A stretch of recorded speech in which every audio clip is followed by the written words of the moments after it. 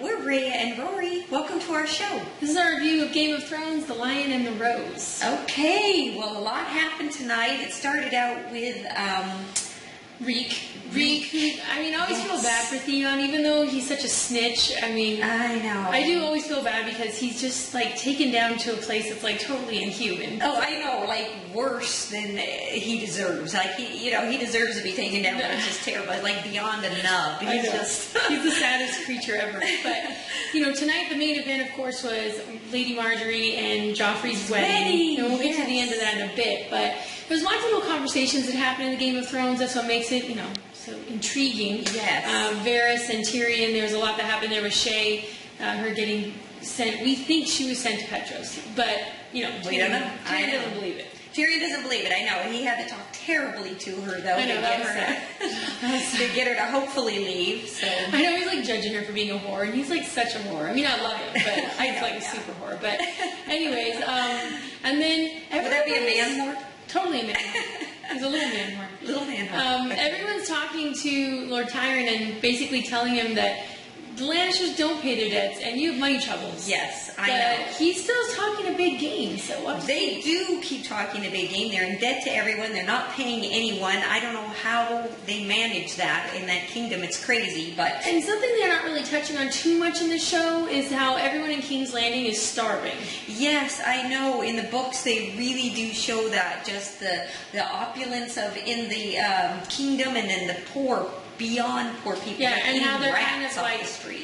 Starting to have an uprising. They are, yeah. So hopefully they'll throw that into the show because it's pretty interesting in the book. A character that I'm really enjoying is Prince Oberyn and his paramour, who I know I've seen her in something and I can't place her, but she's really beautiful, and I like everything that comes out of his mouth. I know, it's awesome. He's awesome. IMDb her. Yes, we will. So anyways, the rehearsal dinner is where the tension really starts to bubble up between Tyrion and Joffrey. He gets his Valyrian sword and starts just wielding it around like a child. Cuts Tyrion's book in half that he gave him, and generally a douche.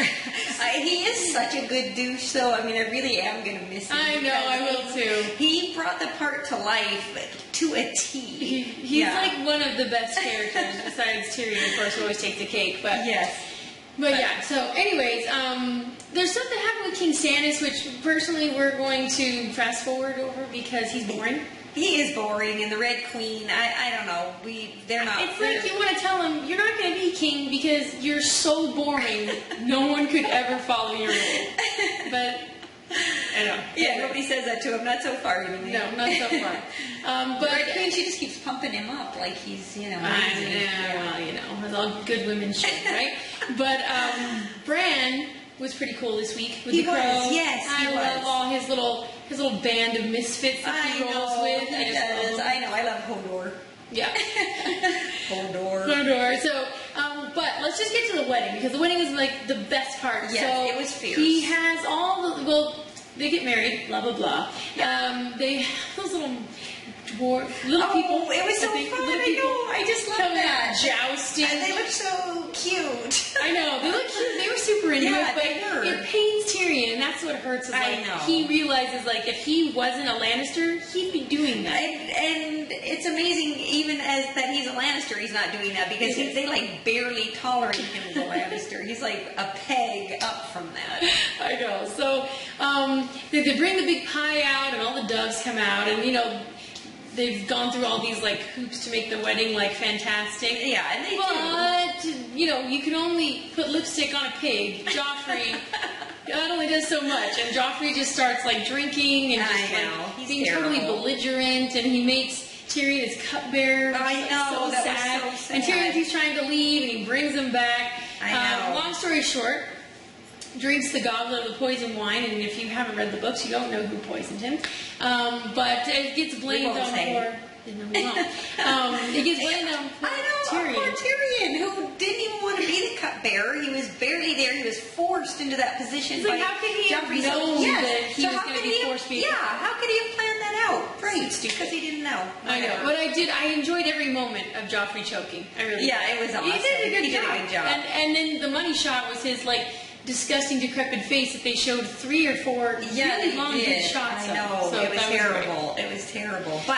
Yes, it was great. Like Rhea said, whoever did the makeup, if I did the makeup on it, I'd be so happy it got. I know. I'd be like, yes, they're showing it again. They're showing it again. Because it was pretty gross. Yeah, he almost looked like a walker. Yeah, he almost did look like a walker. He was very white, and he was white anyway, but he was like really white. The veins. Yeah. Oh, one thing that I love, we're just going to go back in time for a second. The conversation between Sir Loris and Varys? No. Jamie about Jamie, yes. Cersei. He's like, yes, you're never going to marry her, and if you put a baby in her belly, she's going to kill it before he ever takes his first breath. And he's like, I'm never going to marry her, neither are you. That was awesome. That was super great. And like, I know, and they get outed so many times. It's like they think they're like this big secret brother and sister love rush affair. over It's like their love child as he's dying. I know. It's like everybody knows. Everybody knows you gotta do it. Whatever. I know people think it's gross, but when you, I mean, it is. Well, yeah. But when you read book 4, book 3, when the current season, if you're actually reading book 3, the way Jamie talks about her when he's away from her, like he really does love her. Yeah. And he's kind of sweet about her. Yeah. I mean, I know it's gross. It's gross, but yeah, but he's it's sweet about sweet her. and gross at the same time. Anyway, Yeah, it was way back in the old days, they did things differently then. Even though in the old days they're all so judging them, so they they are. that. Okay, never mind.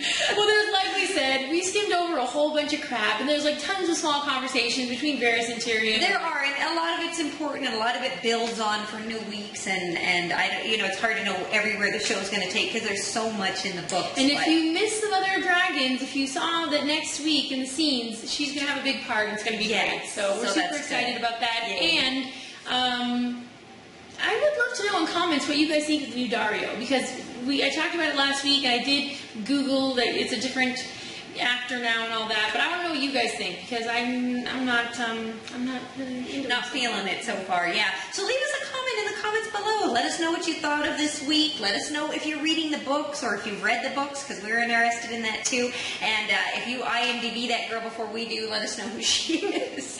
All right. Thanks. Bye.